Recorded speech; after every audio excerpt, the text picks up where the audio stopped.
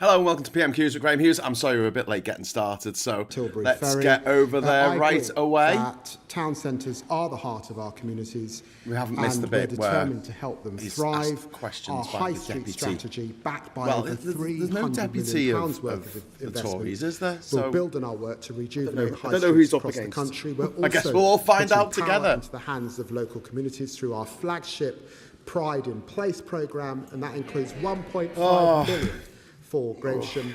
Her local council can make use of the integrated transport funding for local priorities, including ferry services, and I know ministers will be happy to help. We come to the Shadow Secretary of State, Claire Coutinho, acting for the official opposition. it's Claire Coutinho. On behalf of this side of the House, can I extend our condolences to the families of Joe Cox and Roy Hattersley. I know how much pain we felt on these benches when we lost Sir David Amos, and we share their pain today as well. I also pay tribute to those who lost their lives in the Grenfell Tower fire, and I'd also like to congratulate Scotland on their stunning win and wish England the very best of luck for tonight. Now, Mr. Speaker, it is a great privilege to be standing here with one of the few survivors of Labour's original cabinet, who hasn't resigned on principle or been sacked in disgrace. I feel honoured. So can he start by telling me this? Why is the Labour government happy for Britain to get its oil and gas from Russia or Qatar, but not from Aberdeen? Deputy Prime Minister. Well, can I welcome the Shadow Energy Secretary to the dispatch box. It's always good to hear from someone who was the heart of the Treasury during the biggest fall in living standards on record. The Children's Minister in government that plunged hundreds of thousands of children into poverty, and the Energy Secretary who showed an unwavering commitment to the cause of net zero, even though she's now forgotten that. Don't believe everything you read in the papers. The Prime Minister and the Energy Secretary have been discussing cutting bills by over £100. We've got our Warm Homes plan lifting millions of families out of fuel poverty and securing enough energy projects to power 23 million homes. She was the Energy Secretary who left our country exposed to global fossil fuel markets. We're delivering clean energy security. Delivering. Mr. Speaker, bills came down £500 under me. They've gone up £300 under these guys. And this is nonsense. His party are banning new oil and gas licences in the North Sea. And these guys over here, they're no better, because this is the same policy that the SNP championed for years. It is pointless virtue signalling, and it's destroying well-paid jobs. So can you tell the House how many jobs have been lost in Aberdeen since Labour came to power? Deputy Prime Minister. I remember when the Energy Secretary championed net zero. She said in 2023, we cannot prosper, nor can our children flourish if we don't decarbonise energy. The Tories used to believe this 3 years ago. Now she's forgotten because they're desperately chasing reform, and we know it. Over 700 jobs were lost during the last 10 years when they were in power. Production fell 75% over the last 25 years. We've secured over £900 billion worth of investment to support more jobs by taking control with renewables, and there are over 100,000 jobs in Scotland supported by clean power. We're building on that, led by the Great British Energy, headquartered in Aberdeen. Mr. Speaker, let me help him out. 1,000 people are losing their jobs every month in places like Aberdeen South because of Labour's policies. They say those oil and gas workers can get new green jobs, but what they don't say is those salaries pay half as much. So can he tell the House how he would feel if the government forced him to take a 50% pay cut? Deputy Prime Minister. The Honourable Lady used to be an investment banker, and she's got her facts wrong. Oil and gas is coming out of the North Sea 24/7. In the first 3 months of this year, 52 million barrels of oil came out. 44 million barrels equivalent of gas came out. We're not turning off the taps. It's part of a mixed economy. It will support existing oil and gas fields throughout their lifespan, making changes to exploit neighbouring fields. But we do want to create more jobs, and that's why we're going to continue to invest in renewables. She knew this 3 years ago. She's changed her mind because she's chasing them. Good point. Mr. Speaker, I asked him about pay cuts, and they should care. They should care, because if the Mayor of Manchester gets his way, I'm pretty sure half the front bench are going to be getting a pay cut pretty soon. Mr. Speaker, this is serious. The world is getting, Mr. Speaker, the world is getting more dangerous.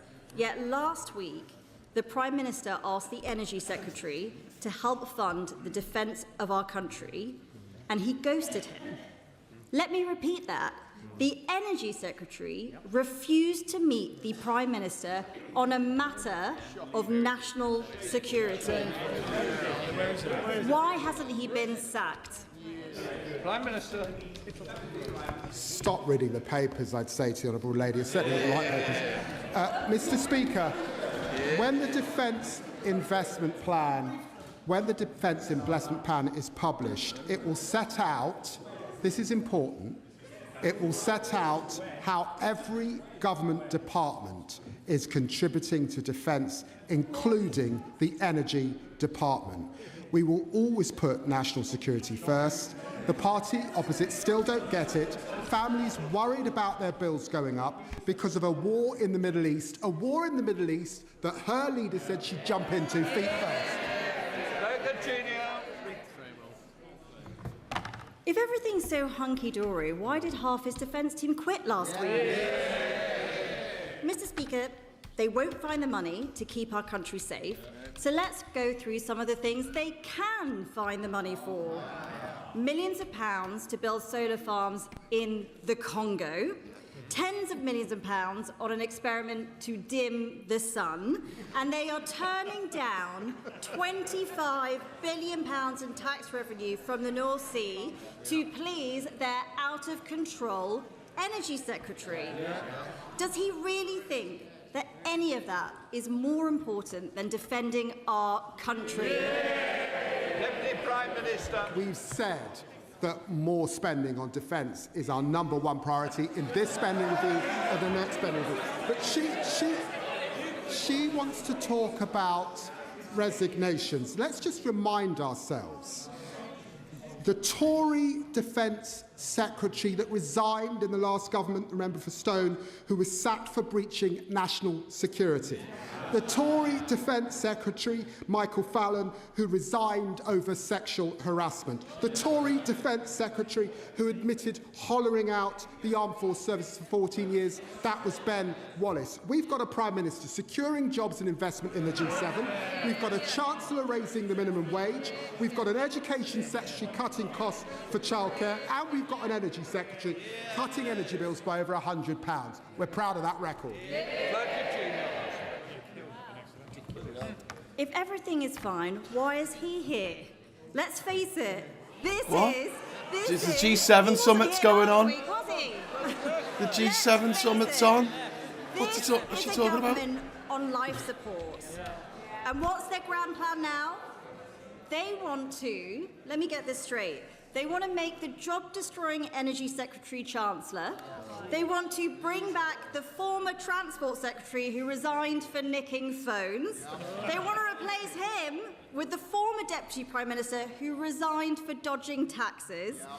These are all didn't dodge taxes. pointless distractions. She didn't dodge taxes. So here's a better idea. I think that Why something needs to be said don't about that. they cut welfare, fund defence, make energy cheap, and back the North Sea? All these questions going about the North Sea. It's thin gruel. It's very thin gruel, Mr. Speaker. I'm here like she is because I'm standing in for the Prime Minister and the leader of my party.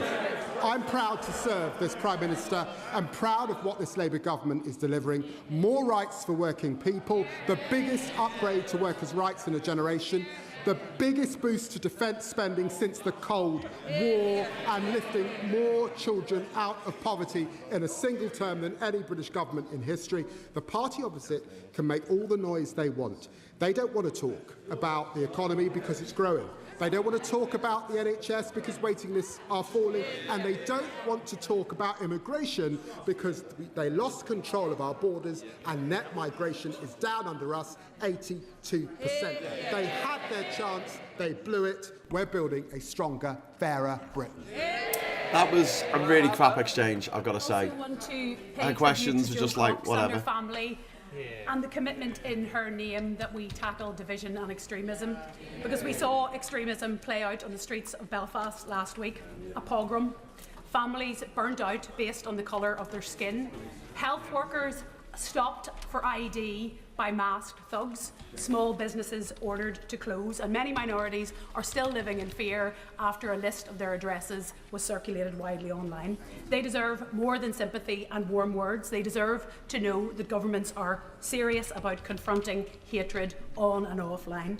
The UK government and the Northern Ireland Executive spend millions each year on programmes intended to tackle paramilitarism, but decades after the Troubles, individuals linked to loyalist paramilitaries had a role in directing and fuelling the disorder last week, including menacing a senior journalist on tape.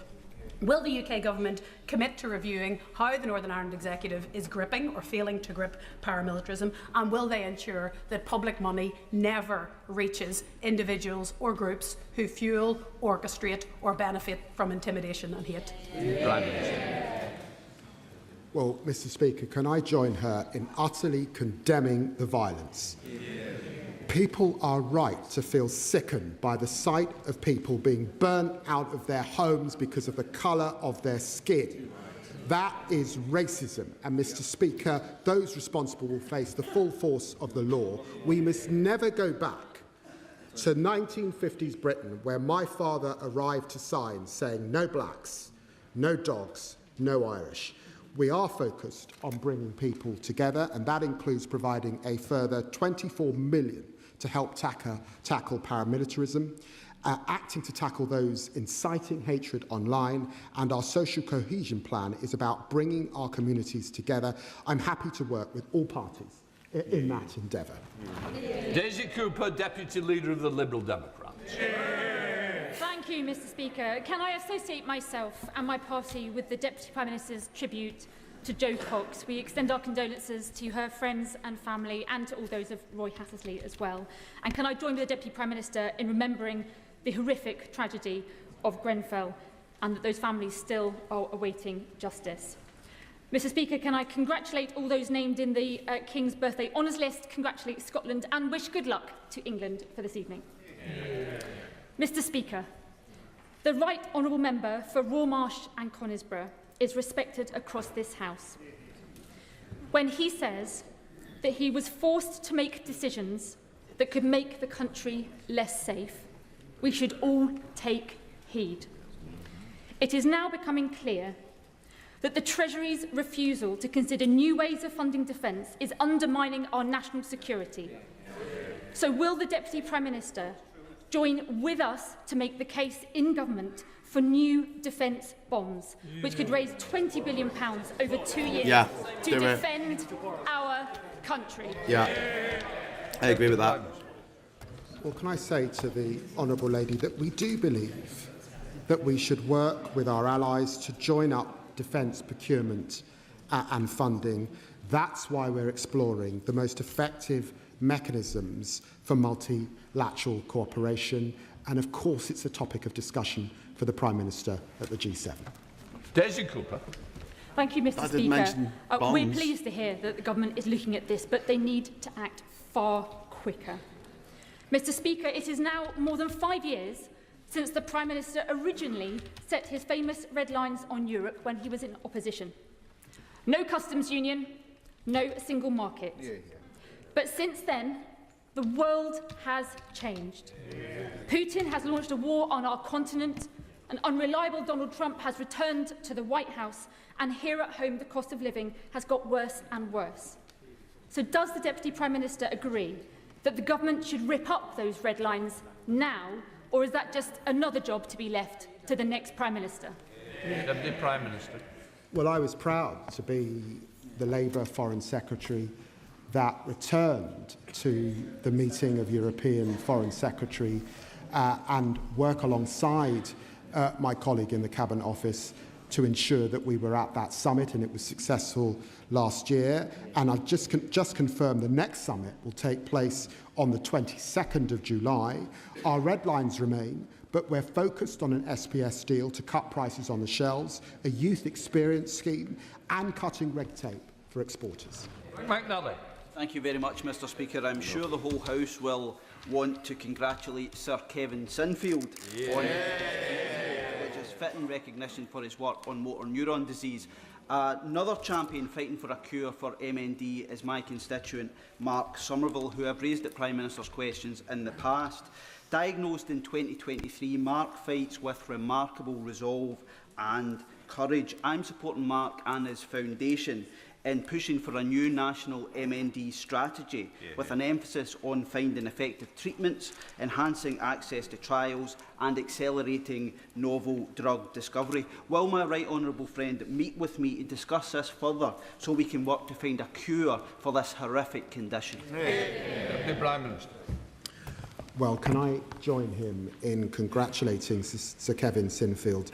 He's an inspirational fundraiser and a champion for his sport and, of course, for the MND community. And I know that Mark Somerville runs an excellent foundation campaigning on MND in his constituency. We are committed to improving care for people with motor neurone disease. We're looking at the current system to ensure care is truly focused on the needs of individuals. We're also investing in cutting-edge research, including a world-first clinical trial to test remotely monitored portable ventilators. And I know that the Minister for Care would be happy to meet with him to discuss this further. Matt Vickers. Thank you, Mr. Speaker. Since this government came to office, more than 500,000 businesses have closed. Nearly 1 million young people are without education, employment and training. And graduate recruitment is at an all-time low. These are not just statistics. These are people's lives, people's jobs and people's futures. Can the Deputy Prime Minister tell the House if this is because the government A, hiked business rates and slashed reliefs, B, slammed employers with the jobs tax, C, buried businesses with the Employment Rights Act, or D, all of the above? We've got the fastest growing economy in the G7. Borrowing is down, and we just signed our 5th major trade deal. But I must say to this Tory Deputy Chairman, yesterday he was on television laughing and joking about the arson attack on the Prime Minister's home, laughing about a firebomb targeting the Prime Minister and his family. Not only that, he joined with promoting conspiracies about the attack and laughed along to demeaning homophobic remarks. He should be ashamed of himself. Absolutely ashamed. My advice to him is to grow up, apologise and do considerably better. Sarah Owen. Thank you, Mr. Speaker. The Makerfield candidate for reform has disgracefully said, and I quote, "The majority of abortions are for vanity purposes." He described mums, in his words, with their fat bellies pushing prams in their PJs, and failed to apologise to national treasure Carol Vorderman for endorsing sexually explicit comments about her.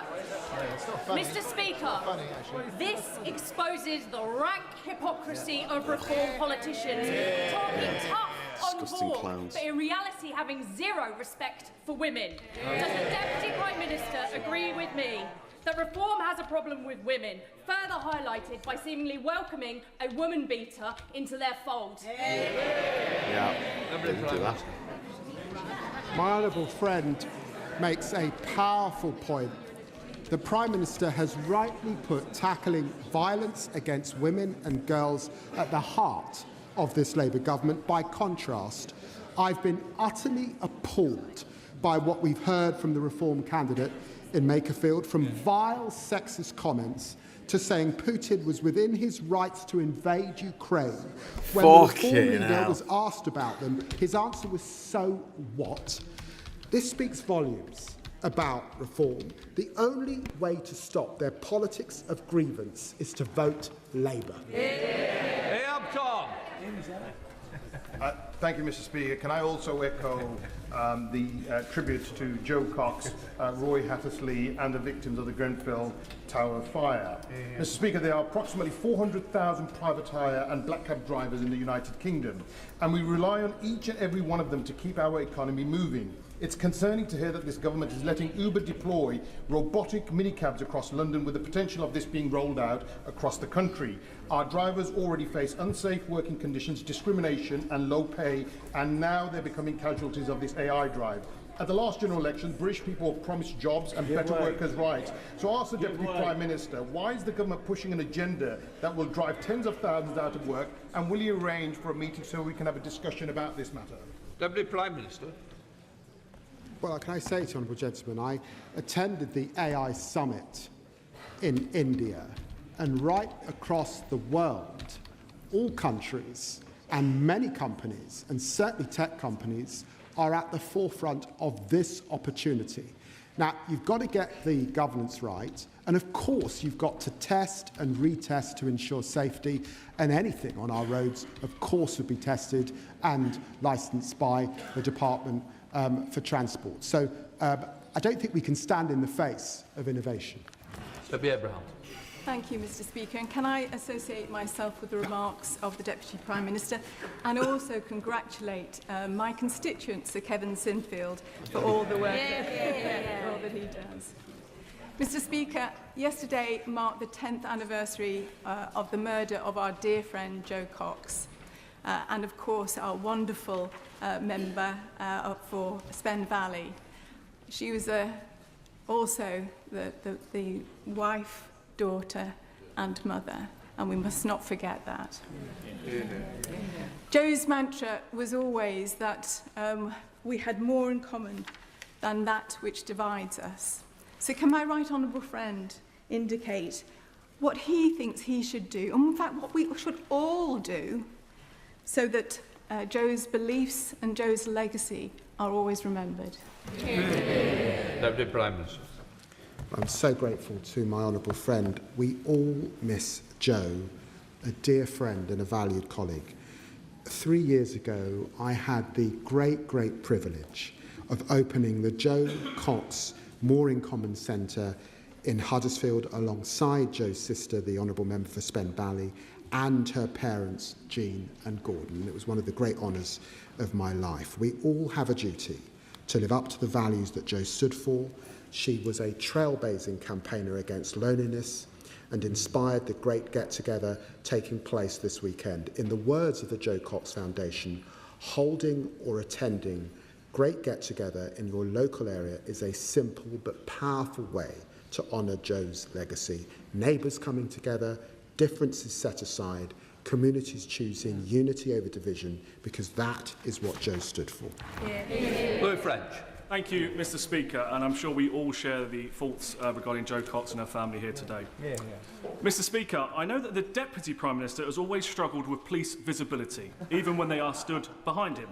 But does he agree with Sir Mark Rowley that London will be even less safe because of this government's police cuts and the decision made last week by Sadiq Khan to block a key contract which will lead to 500 less frontline officers here in police and will make us all less safe?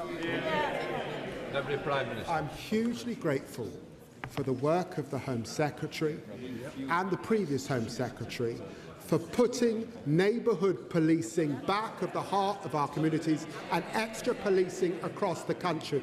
We remember on this side the decisions by Boris Johnson to cut policing across the country. I'll take no lectures from the honourable gentleman. Thank you, Mr. Speaker. You've got to take no lectures. A film called The People's Emergency Briefing is being shown in communities up and down the country. I recently attended a screening in Wirksworth. There's another one next week in Bakewell. The film educates us and reminds us of the climate emergency that we're all facing. And yet, inexplicably, the party opposite has basically given up on the climate. And Reform continue to act like modern-day flat earthers, refusing to accept science and refusing to accept the bleeding obvious. So, can the Deputy Prime Minister please assure me that this Labour government will continue to do everything it can to combat man-made climate change?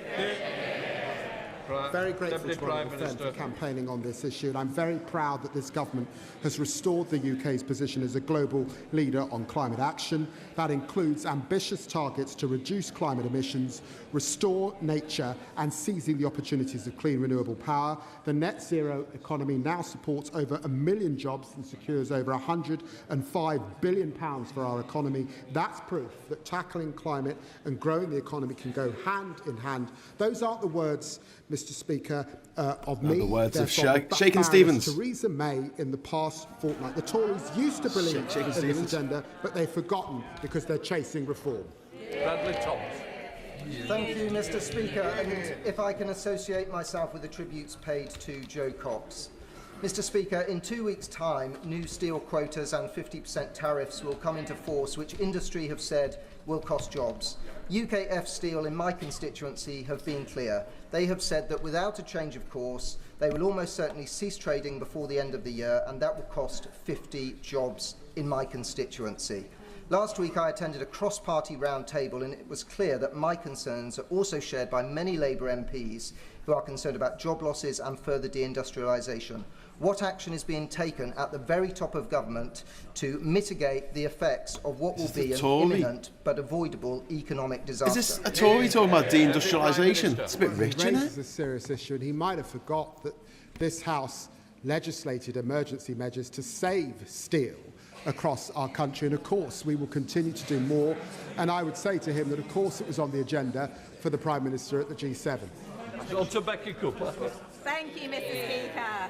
It's great to see the NHS moving forward with a reduction in waiting lists and improving relations with our junior doctors, my fellow colleagues. But in order to keep our NHS working well in the long term, we must get serious about prevention. Every year, more than 30,000 deaths in our country are attributed to poor air quality. Ella Kitty Deborah's mum knows this all too well. Her little girl was just 9 years old when she died as a direct result of air pollution. Don't forget, this is something that on the Reform want to bring back. Clean Air We want to bring back will the the smog. Deputy Prime Minister now support a much-needed update of this essential law to protect the future of our NHS and to keep our children healthy? Prime Minister. Well, thank my honourable friend for raising this. She makes a powerful point as someone who's worked for many years in public health. I've met Ella's family, including her mother, Rosamond. Her death was a tragedy, and this is an issue close to my heart. Through our environmental improvement plan, we're taking action to cut pollutants. That includes new targets to cut exposure to harmful particles by a third and reforming industrial permitting to reduce emissions. A minister will be very happy to meet with her and discuss this further. George Bobran.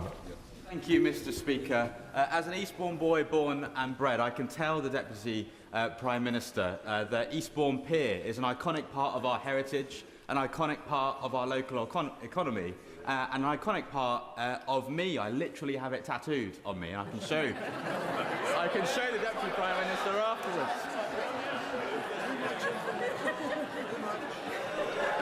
But on a serious note, the residents of Eastbourne have become concerned for the pier's future after a company connected to the pier has fallen into liquidation, and indeed maintenance costs of piers across the country have been sky high. So will the Deputy Prime Minister back my Protect Our Pier campaign and meet with me to discuss emergency measures to safeguard our pier for the future? Prime Minister. What can I say to my honourable friend that I never thought I'd get a request to look at his tattoos, but I know that Eastbourne Pier is a much-loved, iconic local landmark. I believe he's meeting the Minister for Communities to discuss this campaign. I'm pleased we've allocated 20 million in Pride and Place funding to regenerate Eastbourne. It was one of the first seaside towns I visited as a young child, and this summer his constituents will be able to enjoy their day at the pier for less with our great British summer savings, with free bus travel for kids, cheaper meals and cheaper tickets to amusement parks. Thank you, Mr. Speaker. Thames Water's headquarters are local to my town of Reading, but it's their distant creditors who are really in charge. Investors should be rewarded for success, but they should pay for their failures. That is why I strongly welcome the government's objections to the current creditors deal. Under any deal or special administration regime, the company will be restructured. The question is whether that restructuring will be done only in the interests of senior creditors or with customers and the environment in mind. Will the Deputy Prime Minister tell us whose side he is on? Deputy Prime Minister. Well, can I thank my honourable friend for her dedicated work on this? I'm on the side of the people who elected us to clean up our rivers, our lakes and our seas. I'm on the side, and this government is on the side, of consumers paying the price for years and years of failure by them on the opposite side.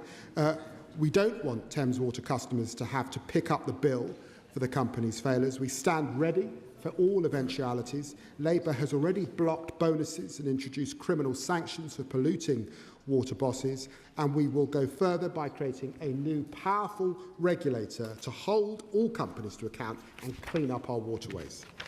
Pritchard. Can I say to the Deputy Prime Minister, he's looking very Prime Ministerial today, and he certainly might got my vote if he decides to run for Labour leader on Friday.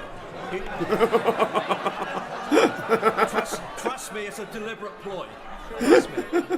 On a serious note, Stoke Heath is a small rural settlement in the Wrekin constituency in Shropshire. Over the last few hours, I've been informed, I think very lately, by the way, that 121 asylum seekers will be going into that settlement. That is a 35% increase in the population over a matter of weeks. That's equivalent to 44,000 asylum seekers coming into the Deputy Prime Minister's constituency. Whilst this is a small constituency, nation, mate, and a compassionate nation, and an understanding nation, does the Deputy Prime Minister agree with me that that level of dispersal into a small, isolated rural community isn't fair? Deputy Prime Minister. Well, can I say to the right honourable gentleman, and he and I have sought common cause on a range of issues on a cross-party terms over the years. I'm proud that on that central issue, we have seen a reduction in net migration of 82% over the last 23 months that we've been in power. We cannot have to grip this problem and then in ensuring that people are detained most often so that they can be removed, saying, not in my patch. Now, I don't know the detail of his circumstances, and of course the Immigration Minister will look at it, but we have to be honest about what the British public expect us to do on their behalf. Moraz, Mr. Speaker. I welcome the government's willingness to take tough action to protect young people online, reflecting growing concerns about the harms that can arise from online platforms, including self-harm, suicide and poor mental health. The consequences can be truly devastating for those affected, including families in South East Cornwall whose experience I will never forget. Individuals and companies are promoting and profiting from harmful material and behaviour online that would rightly affect far greater scrutiny in the offline world. Freedom of speech must be defended, and currently what we have online is often not free speech, but manipulated speech. Companies with influence over what millions of people see should be held accountable and made responsible. So does the Deputy Prime Minister agree with me? And what further action will the government take to strengthen accountability and protect young people online before more lives are lost? Deputy Prime Minister. I agree with my honourable friend 100%. I thank her and know that she's worked closely with families affected by harmful content in her constituency. Our decision to ban social media for under 16s is a landmark moment which will ensure we better protect children and young people across our country. We will absolutely hold platforms to account for the harms that they can cause, and that's why we've also asked Ofcom to review their capability to enforce the social media ban and to publish a clear enforcement strategy. Christian Jordan. Thank you very much, Mr. Speaker. Earlier this week in Westminster Hall we had a debate on brain tumours, brain cancer, and the inequity of the service across the United Kingdom, highlighted by my constituent Archie Goodburn, a Commonwealth swimmer who will be competing in Glasgow next month, but only got the treatment he needed after I approached the government and the government supported him. So will the government look at how we ensure people in all parts of the United Kingdom, regardless of devolution, get the best possible treatment for cancers? And Prime Minister. Well, there's a new target. 75% of patients diagnosed from 2035 will be cancer-free or living well after 5 years, and that means 320,000 lives will be saved. The cancer plan will end the postcode lottery on cancer, introduce a new 3-year neighbourhood early diagnosis fund, and cover the cost of travelling for cancer treatment. I know the Minister's happy to meet with her to discuss further. Chris Spence. Thank you, Mr. Speaker, and I thank the Deputy Prime Minister and others for their comments about Jo Cox. Our thoughts are with her family today, as they are every day. Can I also thank the Town Park volunteers who I joined this morning in repairing the iconic zigzag bridge in Harlow. Harlow is going to be a site of one of the government's new youth hubs, another example of this Labour government investing in our town. I believe passionately, Mr. Speaker, that Harlow's young people have so much potential. Does the Deputy Prime Minister agree with me and agree that this funding will unlock that potential? Deputy Prime Minister. Well, can I thank my honourable friend? As a former school teacher, I know how much he cares about this. I'm delighted that we've announced locations for 180 new youth hubs. Did I mention Harlow? In Harlow, it means more young people across the country will benefit from skills and training opportunities. And this week, we've shown that this Labour government is working to transform the lives of our young people. I thank him for all his campaigning on behalf of his constituency, and I know a lot of the young people support Spurs. That completes questions. Let the front bench change over. Okie dokie then. Let me just turn this off, I guess. I don't think there's going to be any questions or anything after that. They sometimes have like follow-up questions, but it's usually when, I don't know, the dickheads in me fuck are feeling a bit frisky. So yeah, bit of a muted PMQs I felt there. I like David Lammy. I mean, the way he responds to questions, he's got a nice way about him. He kind of like puts people at ease, I think. But at the same time, do you know what I mean? Just some of the questions that are asked were, I mean, ridiculous on one level, but then, you know, so I'm just seeing what's happening in the comments. Anyway, I can't keep watching that. Anyway, Big Graham, sorry. Big Graham. Yeah, the questions then from Claire Coutinho, who's, I think, Shadow Secretary of State of Energy. They were all about Aberdeen. They were all about the jobs in the North Sea. Now, I mean, you know, I'm not a conspiracy theorist, but if you were getting paid by anyone, like, you know, maybe the oil companies, maybe the gas companies, the same thing, aren't they? Maybe you'd want us to keep drilling for oil rather than making our own energy. And I do find it frustrating that the Deputy Prime Minister, the Prime Minister, or whoever's responding to this, doesn't come out like all guns blazing and say, oh, right, okay, so that's it. You want us to be beholden to foreign oil and gas for all time. We don't get a friends and family discount. We buy our own oil out of the ground. That is our oil. We buy it at the going rate in the world, right? And the reason for that is because we signed up to this stupid bloody agreement that says if we, you know, even if it's our own oil, we don't get a discount. And it's a stupid thing to sign up to myself, but there you go. We signed up to it. So what difference is it going to make if we get some more fields online in 10 years' time? 10 years' time, we probably won't need any more oil and gas. We will have enough getting pumped out the North Sea for all of our needs. At which point we can just pull out of this deal that we've got with the rest of the world, where we trade it on the international market, and we stop trading our oil on the international market. But what the Tories are asking for, what they're really asking for at the end of the day, is for us to nationalise gas and oil in this country. It's the same thing that REFUC want. They want us to nationalise the gas and oil. And I'm like, okay, good. Yeah, if you want to, fine enough. Go the same way as, maybe, what's his name? Nicholas Maduro and, go the same way as Cuba. See how you get on with that. Go the same way as Saddam Hussein, other people who've nationalised their oil in the past. Why are they obsessed with draining the world of all oil? Because they get paid. They obviously get paid by people who work in oil to say, can you go on about oil all the time? She had 6 questions. 6 questions she had.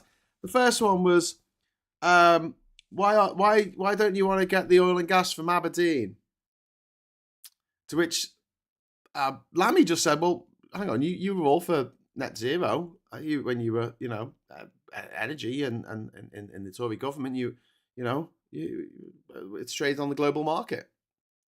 I don't think they make it a point of that enough. Do you know what I mean? It seems like an afterthought. It's traded on the global market.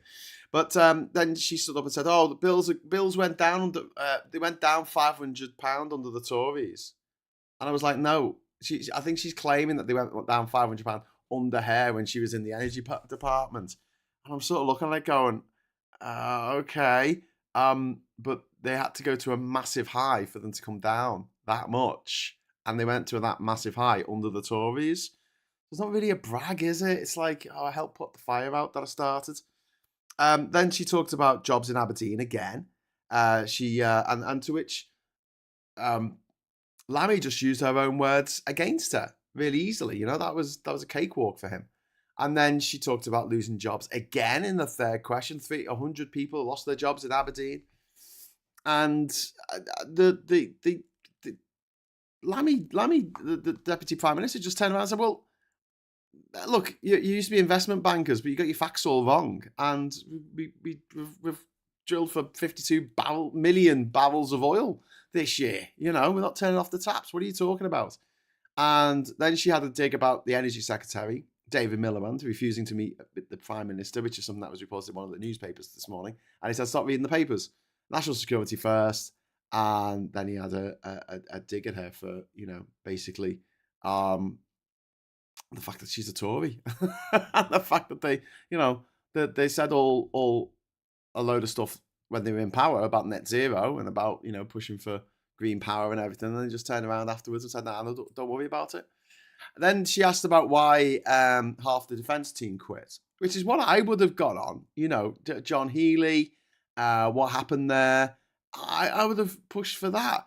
But instead, she's talking about building solar farms in the Congo, turning down apparently $25 billion of tax revenue in the North Sea, when we know we're going to get over £100 billion worth of tax revenue from renewables, because they cost so much less to produce the energy, the same amount of energy.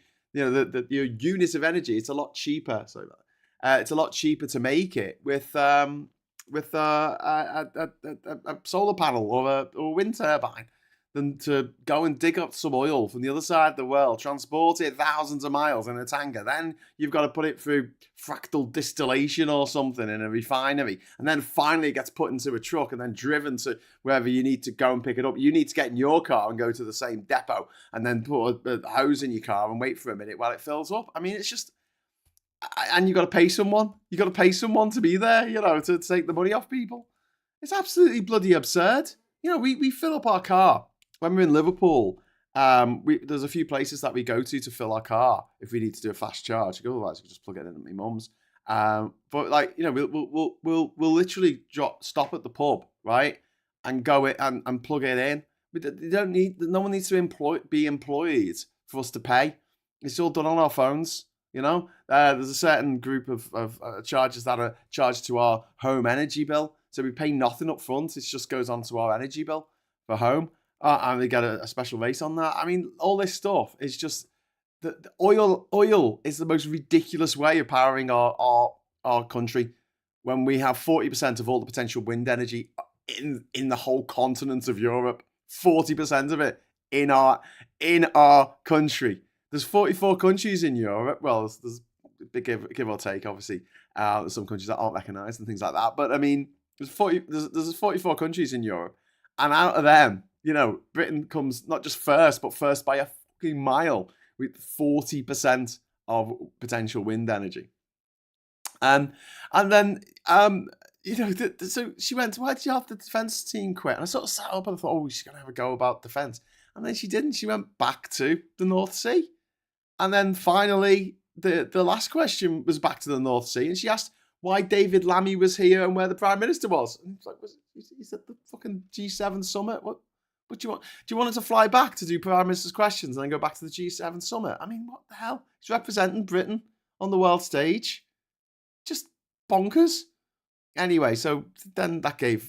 it was the sixth question, and they do this every week. The sixth question, they ignore whoever the Prime Minister is, or the Deputy Prime Minister, whoever the person representing the government is standing up, will stand up and just list all the achievements of government. So that's what he did. He's just delivered a list of things that Labour had done. Then we had Claire Hanna standing up from Labour, talking about Northern Ireland's loyalist paramilitaries who have been found to be associated with the riots that happened last week. And Lammy said we're doing what needs to be done. Then we had Daisy Cooper, who I've got a lot of time for. I've got a lot of time for Ed Davey as well. And they asked sensible questions. First question, defence bonds. Why aren't we doing defence bonds? People want defence bonds. Get defence bonds. You get a little thing, right? And here's how you do it. You make the defence bonds look amazing, right? Make them look like people will want to actually frame it and put it on the wall, okay? Do a Salvador Dali on them. When Salvador Dali used to go out for a meal with all his mates, and then he'd write a check for the restaurant and turn it over and draw a picture on the other side so no one would cash the check, right? So put a fucking Spitfire on it. Whatever you need to do, right? Get the Gam-Gams to buy all these defence bonds and put them up on the wall and not ever cash them in, right? It's a quick and easy way of raising 10 billion fucking pounds, which we need to do. Fucking do it. Lammy was like, oh, we might look at it, and we're meeting with our partners at the G7, and he wasn't very, I wouldn't say he was unequivocal about it. But then Daisy's second question was another great question. EU red lines. The world has changed. Trump is in the White House. Rip up the red lines. To which Lammy replies, oh, we've got the SPS deal, we've got the youth experience scheme, we're cutting red tape. It's like, yeah, but it's not the same, is it? Come on, get rid of those red lines. Customs union, single market. We've got to start moving towards those things. We've got to. Then we had Frank McNally from Labour. He stood up and talked about MND, motor neuron disease. And Lammy got to brag about the world's first clinical trial and said he was happy to meet. They always say, can we meet? Can we have a meeting? It's a bit of a weird way to organise your meetings, isn't it? You got to start. Then again, I sometimes do this on my shows when I've got other people on. I'm like, are you available on Friday? Can you come on the Friday night social? We're probably going to do a Friday night social this week, by the way, just before I forget to tell everyone. The reason being there is a big election tomorrow. I know it's only a by-election, but it is quite big. So I'll be talking about that. And I'm not available on Sunday, so I can't do the show on Sunday. Because I'm going to go and see me mum in Liverpool. So if you're in Liverpool, give me a shout. I do that with my phone. A bit awkward running an extension cord from the pub. Partly they don't want to dismantle all the refineries, etc. just yet. Yeah, fine, whatever. Anyway, so next up we had Matt Vickers, who stood up and talked about jobs. Pretty much all of the Labour. The Conservative side of the House was just asking about jobs. Had a go at Lammy about business rates and job taxes and employment rights. God, there's people getting those right, and that's why businesses aren't doing as well as they should be. And it's like, well, the big reason why businesses aren't doing as well as they should be is they used to be able to sell their wares to 43 other fucking countries around. Well, 43, 31 other countries around Europe, and they can't do that anymore. And yeah, so thanks for that. And Matt Vickers then got laughed at by the PM. No, sorry, he didn't get laughed at. The PM pointed out that Matt Vickers from the Conservative Party yesterday was laughing at the fact that Keir Starmer had his house firebombed by an operative working for the Russian government. He also joined in conspiracy theories and some casual homophobia. So yeah, what a scumbag. So I don't think Lammy even answered that question. Then we had Sarah Owen, who talked about the Makerfield candidate, who is Robert Kenyon, who made really sick jokes about mothers, about women, about Carol Vorderman, and the fact that she had to dig at them for refuck for bringing a woman beater into their fold, someone convicted of battering their partner at the time. Lammy stood up and said violence against women and girls, obviously at the heart of the Labour government, stopping it anyway, and highlighted some more vile sexist comments made by Robert Kenyon, and also him saying that Putin was right to invade Ukraine. God, if he wins tomorrow, I'm going to fucking... Ugh. Hey, Supermassive Wayne. I can do Friday night. 'Twill be from the van. Oh, brilliant. Okay, Wayne, let's do that. I'm in Liverpool. When are you going to the Jack? Saturday night in the Jack. Now, listen, A. Thompson is going to be going to the Jack around the Baltic. So I'm going to try and drag him out of there and try and get him to meet me in the Jacaranda on Slater Street. So I'll see what I can do. But I'll let you know. I'll let you know on the Friday Night Social what the plan is. Okay, next up we've got Ayub Khan, who stood up. Who stood up. He's an independent, and he talked about black cab drivers and automation. To which, I mean, I wasn't particularly happy with this response. Lammy stood up and said, "I went to an AI summit in India, and it's important we get this right." And I'm like, and then we had Debbie Abrams, MP for Oldham, standing up and saying, Labour MP, saying Jo Cox murder. She was standing next to Jo Cox's sister, Kem Leadbeater, and talk about having more in common than that which divides us, and the belief, how are we honouring Jo Cox's memories. Obviously, it's 10 years since Jo Cox's brutal murder by a supporter of Nigel Farage, and Lammy talked about the More in Common Centre that they've opened, the Jo Cox Foundation, and talking about these big get-togethers in local areas and saying that's the best way to remember her, which triggered in my mind the memory of the disgusting, disgraced Boris Johnson standing up and saying the best way to honour Jo Cox's memory is for Brexit to go ahead. Yeah. Sorry to bring that back up. Anyway, so next up we had Louis French saying that London was, he was a Conservative, saying that London is less safe because of police cuts. And he said the 500 fewer. He said less, but he meant fewer, didn't he? Fewer frontline police officers in London. And Lammy just stood up and said, well, we've got some extra policies, and you lot got rid of loads and loads of police officers. Do you remember when Theresa May didn't want to hear from the Police Federation? Didn't want to hear from them moaning about them getting rid of police officers that they didn't need? Cut all these police officers, then they quickly had to get new police officers who weren't well vetted. You know how that ended up, don't you?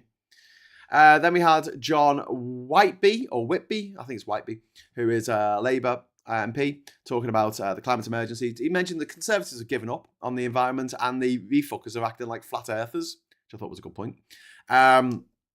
And then that gave Lammy an excuse to talk about their ambitious targets. So there's over 1 million jobs now in the green sector, which is really good. I mean, that is really good, isn't it? He used Theresa May's words against her. And he seemed very prepped. He seemed quite prepped in all this, Mr. Lammy. There. Hey, listen, I've just put one super chat up to make it worth getting out of bed. So if someone wants to do that, I'm happy to unleash the confetti cannon. But I'll finish off. I'll try and wrap up before 1 o'clock. We've now got Bradley Thomas stood up, Conservative MP, who's talked about jobs. And ironically, he talked about deindustrialisation. A Tory talk about deindustrialisation. Well, they'll know all about that, wouldn't they? And then Lammy just came back with the emergency measures to save steel in the UK. Then we had Dr. Becky Cooper talking about the poor air quality and the need for a new Clean Air Act, which Lammy sort of said, well, it's kind of part of our environmental plan, reduce emissions, reduce the parts per million of pollution in cities and things like that. Then we had the Lib Dem John Babarine, who wanted to show David Lammy his tattoo for some reason. That was a bit of a weird exchange, I've got to say.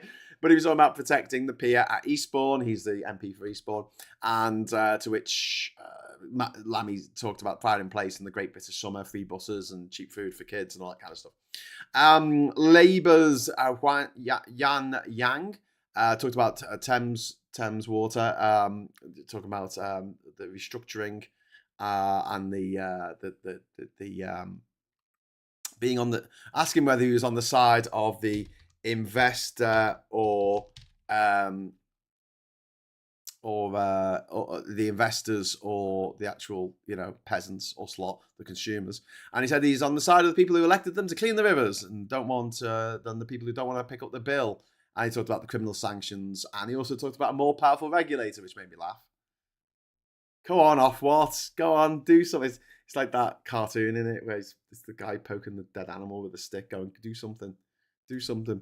And then we had Mark Pritchard from the Cons, who said, you'll get my vote to Lammy if you run for leader, which was funny. And then there's a leadership contest on Friday. And then he talks about 101 asylum seekers in his constituency, or village in his constituency of the Wrekin, or the Wrekin. I don't know how you pronounce that. How do you reckon you pronounce Wrekin? And then to which, Lammy said, well, I would say, he said, we've got net migration down 82%. We've got a grip on the problems. And you sound a bit like you're saying, not on my patch, which is another way of saying, not in my backyard. They've got to go somewhere, mate. Labour's Anna Geldard then stood up and talked about online harms. Free speech must be defended, and talking about tech companies abusing their platforms to spread lies and misinformation, disinformation. And that gave Lammy a chance to mention the ban on social media for under 16s. And apparently there's going to be a strong Ofcom enforcement strategy. You're going to get Ofcom to enforce it? Okay.